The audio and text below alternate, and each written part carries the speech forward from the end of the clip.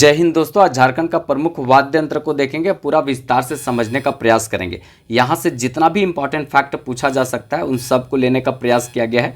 कोई भी झारखंड में एग्जाम देंगे तो यहाँ से बहुत अच्छा क्वेश्चन पूछा जाएगा। बस चीज़ों को अच्छे से देखिएगा, समझते चलिएगा और लिखते भी चलिएगा। जितना भी इंपॉर्टेंट फैक्ट होगा सब यहाँ पे रखे हैं, ठीक है। और पक्का यहाँ से क्वेश्चन पूछा जाता है, हमेशा पूछा गया है और पूछा जाएगा भाई, ठीक है। हम कोशिश करेंगे कि यहीं पर सीधे याद करवा दे। तो चलिए एक एक करके हम पूरा विस्तार से समझते हैं। इसके पहले वाद्य यंत्र क्या होता है इसको हम समझने का प्रयास करते हैं, उसके बाद हम पूरा विस्तार से चलेंगे, ठीक है। टेलीग्राम से नहीं जुड़े होंगे तो जुड़ जाइएगा, विकास सिंघल ऑफिशियल के नाम से टेलीग्राम चैनल है, ठीक है। तो यहाँ से जुड़ जाइएगा, नीचे डिस्क्रिप्शन में लिंक दिया हुआ है। तो चलिए स्टार्ट करते हैं। यहाँ पे पहले वाद्य यंत्र को जानते हैं। बहुत लोग को यही नहीं पता कि वाद्य यंत्र क्या होता है। तो देखिए यहाँ पे पूरा विस्तार से बताने का प्रयास करते हैं कि खुशी के पल में, जैसे पर्व त्यौहार, पूजा पाठ, शादी विवाह, जन्म संस्कार, महोत्सव उत्सव के समय जो बजाया जाता है उसको वाद्य यंत्र कहते हैं, ठीक है।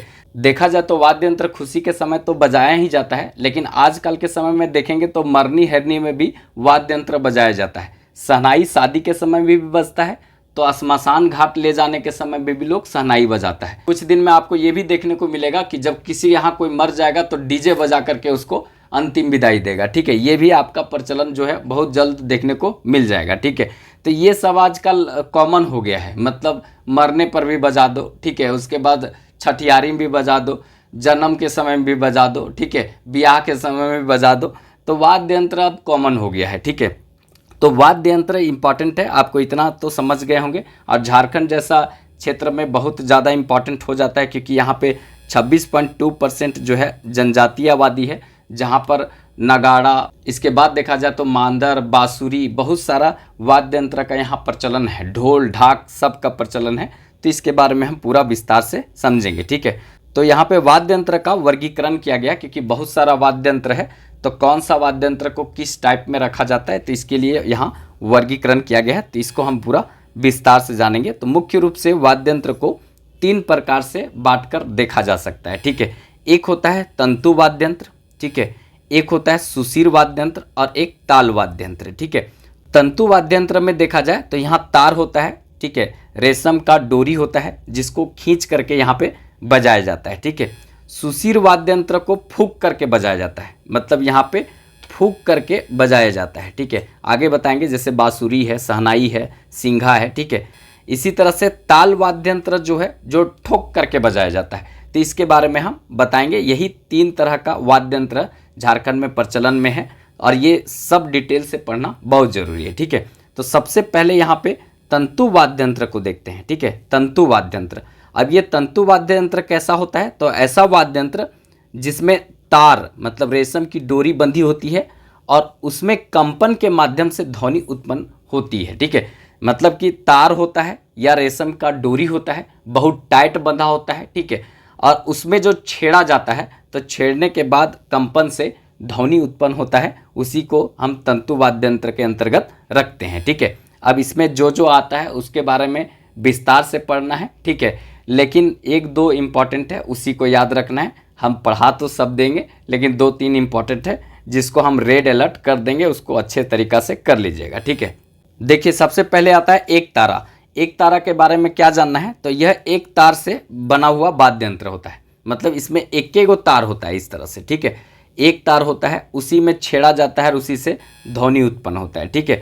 यह देखा जाए तो लौकी का जो टुकड़ा भाग होता है वो खोखला वाला भाग होता है, उसमें चमड़ा मड़ करके बनाया जाता है। ये सब इम्पॉर्टेंट नहीं है, ठीक है।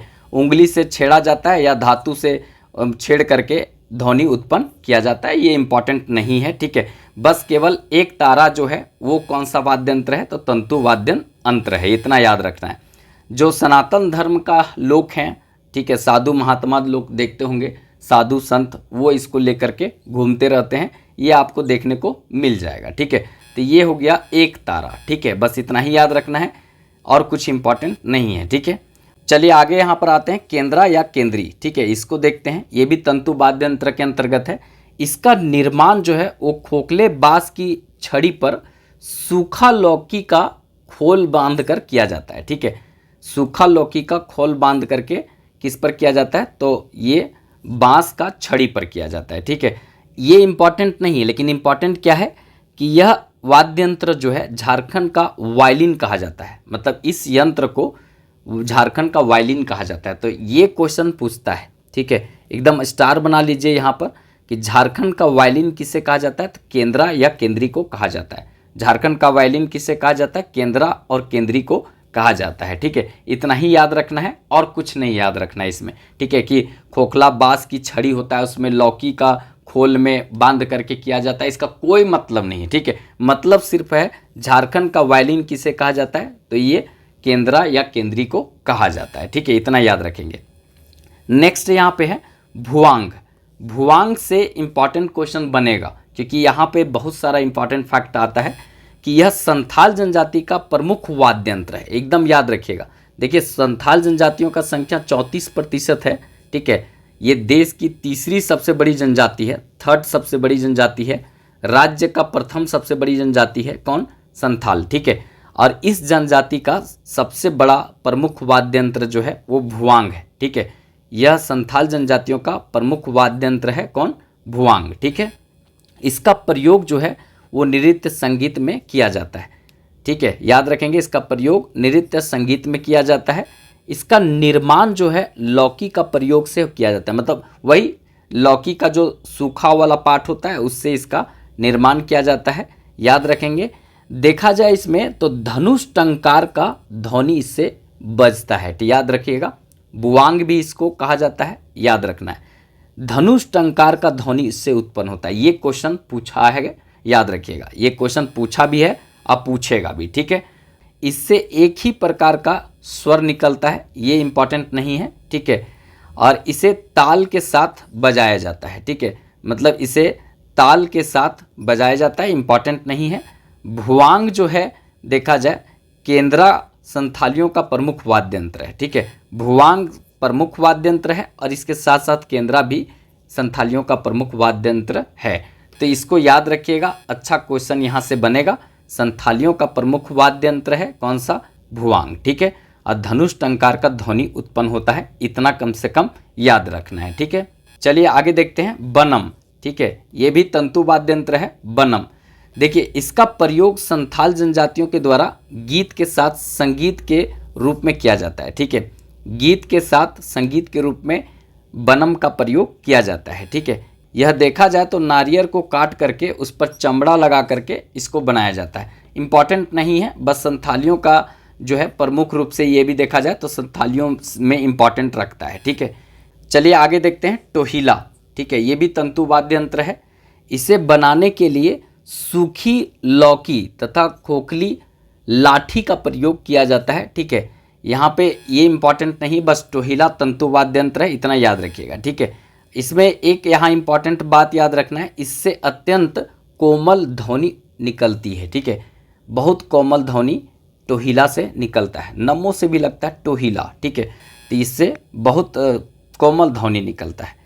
आगे यहाँ पर बात किया जाए तो गीत के साथ संगम के रूप में इसको बजाया जाता है। ठीक है, याद रखेंगे। और इसको बजाना थोड़ा कठिन कार्य है, मतलब इसका वादन जो है अत्यंत कठिन है, मतलब आसान नहीं है। ठीक है, टोहिला का। और एक है यहाँ पे सारंगी।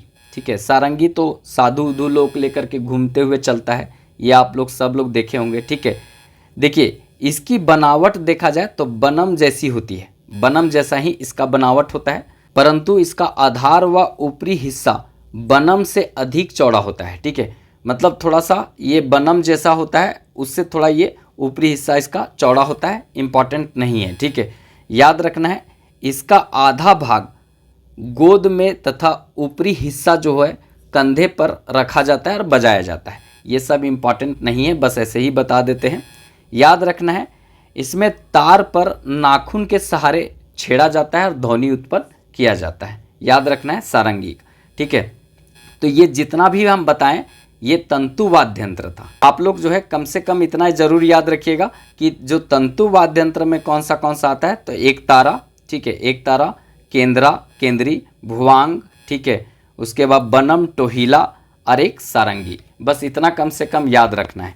और किसको कहते हैं झारखंड का वायलिन, ये इंपॉर्टेंट है। और संथालियों का प्रमुख वाद्य यंत्र कौन है, ये इंपॉर्टेंट है। बस इतना याद रखिएगा। बाकी इस चैनल से नहीं जुड़े होंगे तो जुड़ जाइएगा इजी फॉर स्टडी के नाम से, ठीक है। इजी फॉर स्टडी के नाम से जो है ये हम आपका प्ले स्टोर में आपको मिल जाएगा एप्लीकेशन भी। यहाँ पर सारा PDF जो है हम दे दिए हैं, ठीक है। तो वहाँ से आप PDF निकाल सकते हैं। ये जो है कल से पूरा तरीका से एक्टिव हो जाएगा, 1-2 दिन पहले ही एप्लीकेशन बना है, ठीक है। प्ले स्टोर में ये मिल जाएगा, नीचे डिस्क्रिप्शन में लिंक भी है, ठीक है। और बाकी जो है यूट्यूब चैनल भी इस नाम से मिल जाएगा। तो चलिए आगे देखते हैं सुशीर वाद्य यंत्र। सुशीर वाद्य यंत्र मतलब ऐसा वाद्य यंत्र जिसको फूंक करके बजाया जाता है, ठीक है। तो फूंक करके जो बजाया जाता है उसको हम सुशीर वाद्य यंत्र कहते हैं, जिसमें शहनाई को सबसे पहले देखते हैं, ठीक है। शहनाई सब समय बजता है, ठीक है। जन्म समय भी लोग बजा देता है, उसके बाद देखा जाए तो शादी विवाह में बजा देता है, और मरनी हिरनी में भी लोग बजा देता है, ठीक है। तो कुल मिलाकर इसको हर जगह बजा देता है। बाकी अब को कहीं स्वागत समारोह उमारोह में भी शहनाई बज जाता है, ठीक है। बेसिकली देखा जाए तो शादी ब्याह में बजाना चाहिए, ठीक है, क्योंकि शहनाई बज गया मतलब ब्याह हो गया, ठीक है। तो चलिए आगे यहाँ पर देखते हैं शहनाई। देखा जाए यह तो झारखंड के जनजातीय समुदाय का मंगल वाद्य यंत्र है, ठीक है। याद रखेंगे मंगल वाद्य यंत्र है जनजातीय समुदाय का, ठीक है। और इसे शहनाई भी कहा जाता है, ठीक है। शहनाई भी कहा जाता है, ठीक है। इसका प्रयोग मुख्य रूप से छऊ नृत्य में, पायका नृत्य में, नटुआ नृत्य में मुख्य रूप से किया जाता है।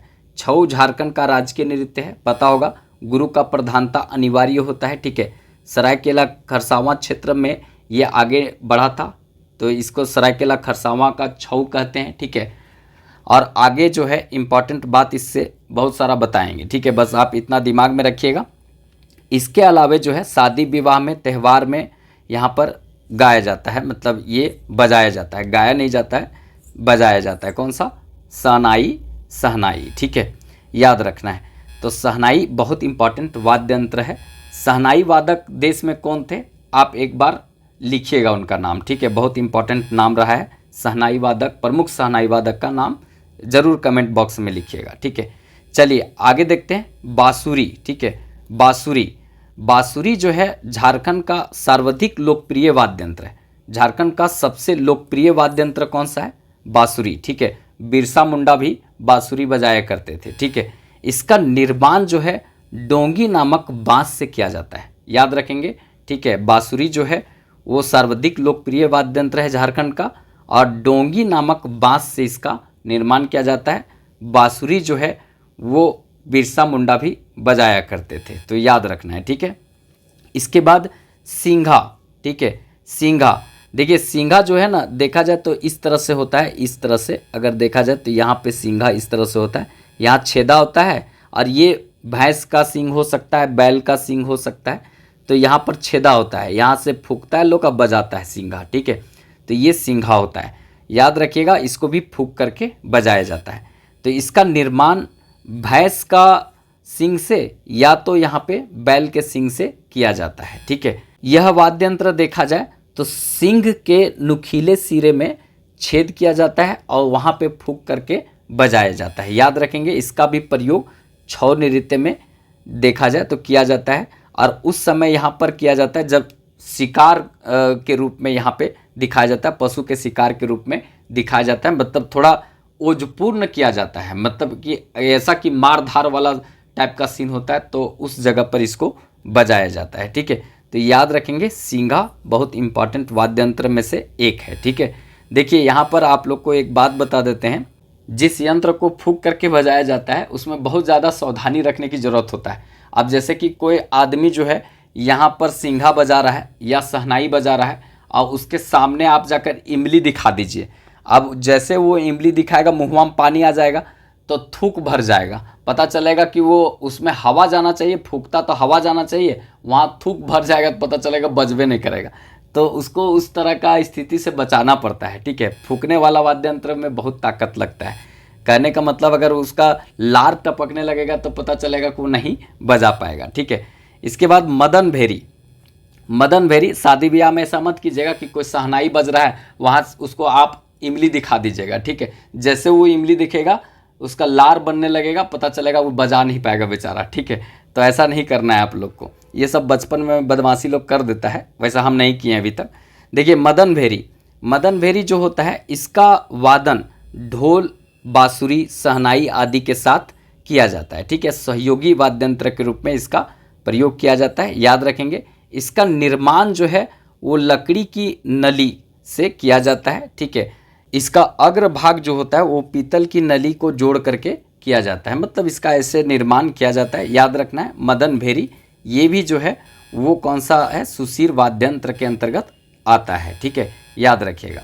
चलिए आगे देखते हैं तीसरा वाद्य यंत्र जो तंतु वाद्य यंत्र है, बहुत इंपॉर्टेंट रहेगा। तंतु वाद्य यंत्र मतलब ऐसा वाद्य यंत्र जिसको पीट करके बजाया जाता है। ठीक है, पीट करके बजाया जाता है, इसको तंतु वाद्य यंत्र के अंतर्गत रखा जाता है, याद रखना है।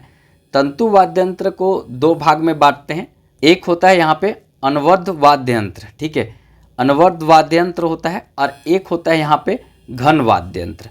देखिए अनवद्ध वाद्य यंत्र जो होता है इसमें लकड़ी का बना होता है ये। ठीक है, लकड़ी से बना होता है, ऊपर में चमड़ा मढ़ करके इसको बनाया जाता है। ठीक है, और दूसरा होता है घन वाद्य यंत्र। घन वाद्य यंत्र जो है ये कांसा से इसका निर्माण किया जाता है, तो दोनों में थोड़ा सा अंतर है। चमड़ा मढ़ करके बनाया जाता है अनवद्ध वाद्य यंत्र, जो लकड़ी का बना होता है। ठीक है, उस पर चमड़ा मढ़ा जाता है, जैसे ढोल, ढाक, ठीक है, ये सब हो गया, नगाड़ा, मांदर, ये सब हो गया। और यहाँ पर कांसा से निर्मित होता है, जैसे कि आप ताल, करताल ये सब देखेंगे, तो ये कांसा से निर्मित होता है घन वाद्य यंत्र। तो ये दोनों को जानना जरूरी है। ठीक है, तो अनवद्ध वाद्य यंत्र में हम सबसे पहले देखते हैं। अनवद्ध वाद्य यंत्र अगर देखा जाए यहाँ पे, तो सबसे पहले आता है नगाड़ा। ठीक है, नगाड़ा देखिए इसको झारखंड का प्रमुख वाद्य यंत्र कहा जाता है। झारखंड का प्रमुख वाद्य यंत्र कौन सा है, तो नगाड़ा है, याद रखेंगे। ठीक है, हर जगह पर नगाड़ा बजा तो नगाड़ा बजाओ। ठीक है, और मांदर बजाओ तो मांदर बजाओ, तो ये चीज़ होता है। तो झारखंड का एक प्रमुख वाद्य यंत्र है, याद रखना है, जिसका प्रयोग आदिवासी और सदान दोनों समूहों के द्वारा किया जाता है, याद रखेंगे। ठीक है, यह आकार में बड़ा होता है, बीच बिचवा का होता है। ठीक है, और छोटा भी हो सकता है, तो तीनों तरह का होता है यहाँ पे। संथाल परगना के क्षेत्र में नगाड़ा को टमाक बोलते हैं। ठीक है, टमाक, याद रखना है, नगाड़ा को टमाक के नाम से जाना जाता है संथाल परगना के क्षेत्र में। ठीक है, और देखा जाए तो इसका निर्माण कैसे होता है, तो कटहल का जो लकड़ी होता है, कटहल का लकड़ी गुम्दाकार होता है, गोलाकार यहाँ पर होता है। ठीक है, उसका खोल को पूरी तरीक़ा से कर दिया जाता है, खोल कर दिया जाता है, और उसका जो सिरा है दोनों तरफ, उसमें भैंस या बकरी के छाल को मढ़ करके बनाया जाता है। तो इस तरह से इसका निर्माण होता है, याद रखना है। ठीक है, इसे बजाने के लिए छड़ी का प्रयोग किया जाता है, तो याद रखना है। नगाड़ा हमारे यहाँ बहुत इंपॉर्टेंट है, मांदर भी हमारे यहाँ बहुत इंपॉर्टेंट है। ठीक है, याद रखना है, संथाल परगना में टमाक इसको कहा जाता है। ठीक है, बाकी झारखंड का एक प्रमुख वाद्य यंत्र है कौन सा, नगाड़ा। आगे चलते हैं यहाँ पे मांदर। ठीक है, बहुत इंपॉर्टेंट वाद्य यंत्र है मांदर। मांदर बाजे रे, बंसी बाजे रे, बाकी आप लोग गा दीजिएगा आगे, हमको बस इतना ही आता है। देखिए ये मांदर जो है, देखा जाए यह झारखंड का सबसे प्राचीनतम वाद्य यंत्र है। ठीक है, झारखंड का प्राचीनतम वाद्य यंत्र है, याद रखिएगा, बहुत इंपॉर्टेंट है। झारखंड का प्राचीनतम वाद्य यंत्र जो है वो मांदर है, याद रखना है। इसे तुमदक भी कहा जाता है, याद रखेंगे, तुमदक भी कहा जाता है, इसे तुमदक भी कहा जाता है, याद रखना है। ठीक है, मुख्य रूप से देखा जाए तो सभी अवसरों में जनजातियों के द्वारा यह बजाया जाता है, तुमदक भी कहा जाता है, और सभी अवसरों पर यह बजाया जाता है। इसका निर्माण अगर देखा जाए तो कैसे होता है, तो इसका निर्माण मिट्टी या लकड़ी के गोलाकार जो भाग होता है उसका खोल से इसका निर्माण होता है। इसके सिरों में भी दोनों साइड देखा जाए तो बकरी का मतलब जो चमड़ा होता है उसको मढ़ करके इसका निर्माण किया जाता है। ठीक है, बाकी जो है ये नहीं इम्पॉर्टेंट है कि बायां मुंह जो होता है चौड़ा होता है, दाहिना थोड़ा छोटा होता है, ये सब इम्पॉर्टेंट नहीं है। आवाज़ जो है वो गुंजेमान होता है, ये इम्पॉर्टेंट है। आवाज़ जो एकदम बहुत अच्छा यहाँ पे मांदर का आवाज़ गूंजता है। ठीक है, और यहाँ पे पूरी तरीक़ा से जो है लोग इस पर उछल कूद करता है, डांस करता है, मज़े करता है। ठीक है, तो ये आपको हर जगह देखने को मिलेगा। झारखंड में किसी भी लोग का स्वागत भी होगा तो यहाँ पर बजेगा, झूमर भी होगा तो बजेगा, कर्मा होगा तो भी बजेगा, उत्सव होगा, महोत्सव होगा तो भी बजेगा, जन्म संस्कार होगा वो भी बजेगा। तो हर जगह पर यहाँ पे देखने को मिलेगा, ठीक है। अब बाकी पी लेगा तब भी बजा लेगा, तो इस तरह का भी यहाँ पर है, ठीक है। उसके बाद ढोल, ढोल का बात यहाँ पर किया जाए तो यह अत्यंत प्रचलित वाद्य यंत्र है। प्रचलित मतलब है कि हर जगह ढोल का ज़रूरत पड़ेगा। आप छठ कीजिएगा उसमें भी ढोल का ज़रूरत पड़ता है, बिना ढोल का छठे नहीं होता है, ठीक है। उसके बाद अगर जन्म लिया तो मुंडन कराना है तो उसके लिए भी जाएगा। अगर यहाँ पर शादी किए तो उसके बाद मंदिर उंदिर में पूजा पाठ करने जाना, वहाँ भी ढोल जाएगा, ठीक है। घर में कोई भी पूजा पाठ कीजिएगा वहाँ भी ढोल जाएगा। जब कोई मर जाएगा तो वहाँ भी ढोल जाएगा, ठीक है। तो अलग अलग राग होता है, मरने वाला का अलग राग, डांस करने वाला का अलग राग, सबका अलग अलग राग है इसमें ढोल में, ठीक है। तो ये हर जगह जाता है, इसीलिए बहुत ज़्यादा प्रचलित होता है ढोल, ठीक है। इस तरह का मतलब होता है यहाँ पर देखा जाए तो इस तरह से, और ये बेल्ट लगा रहता है, एक कंधिया में टांग करके इधर पूरा बजाता है लोग, ठीक है। तो ये ढोल होता है यहाँ पे, और इसके बिना बोला जाता है पूजा संपन्न सही तरीका से नहीं होता है। इसको आना बहुत ज़रूरी है, इसको लाना बहुत ज़रूरी होता है यहाँ पे, ठीक है। मरनी हरनी में भी बूढ़ा बुजुर्ग मरता है तो ढोल लेकर के लोग जाता है। बाकी जो है अब कुछ दिन में आपको ढोल तो नहीं मिलेगा, लेकिन लोग डीजे लेकर के पहुँच जाएगा मरनी हरनी में भी, ठीक है। देखिए झारखंड में कई अवसरों पर ढोल का वादन प्रमुखता से किया जाता है। याद रखना है इसका निर्माण जो है वो कटहल या आम या यहाँ पे गम्हार की लकड़ी से, खोल से किया जाता है, ठीक है। जैसे कटहल का लकड़ी, आम का लकड़ी या तो गम्हार का लकड़ी जो होता है उसका खोल से इसका निर्माण किया जाता है। थोड़ा हल्का लकड़ी चाहिए होता है, क्योंकि लोग हल्का लकड़ी रहेगा तो आसानी से उसको कंधिया में टांग करके बजा सकता है, नहीं तो पता चलेगा कि 2-3 क्विंटल के रहेगा तो कैसे टांगेगा, उसको बजाना भी है टांगना भी है, ठीक है। देखिए यहाँ पे ढाक, ये भी जो है ना ढोले जैसा होता है। यह एक प्रकार का ढोल के समान ही प्रमुख वाद्य यंत्र होता है, याद रखना है, ठीक है। इसको भी ठोका जाता है यहाँ पर। इसका निर्माण वही मतलब गम्हार की लकड़ी के सिरों में बकरी का खाल मढ़ करके किया जाता है। खाल तो सब में मढ़ा जाता है, चाहे बकरी का हो, चाहे भैंसा का हो, चाहे किसी का भी खाल हो, लेकिन खाल सब में रहता है, चमड़ा सब में मढ़ा जाता है। कोई भी वाद्य यंत्र जो आप ज़्यादातर यूज करेंगे जो ठोकने ठेठाने वाला तो उसमें रहता है, ठीक है। इसका प्रयोग मुख्य रूप से देखा जाए तो पर्व त्यौहार में किया जाता है। पायका नृत्य, ठीक है, यहाँ पे किया जाता है, और उसके अलावा बहुत जगह इसका किया जाता है उपयोग। याद रखना है इसको भी कांध में टांग करके लकड़ी के सहारे बजाया जाता है, तो याद रखिएगा, इंपॉर्टेंट रहेगा यहाँ पे, ठीक है। ढाक और ढोल एक ही जैसा होता है। चलिए आगे यहाँ पर देखते हैं धमसा। धमसा को कहते हैं कुड़ू धत्तू, ठीक है, कुड़ू धत्तू, और ये जो है यहाँ पे धमसा इसको कहते हैं। याद रखिएगा इसका वादन जो है वो ढोल, मांदर आदि के सहयोगी वाद्य यंत्र के रूप में किया जाता है। छौ नृत्य के दौरान जो है इसको बजाया जाता है, याद रखना है, ठीक है।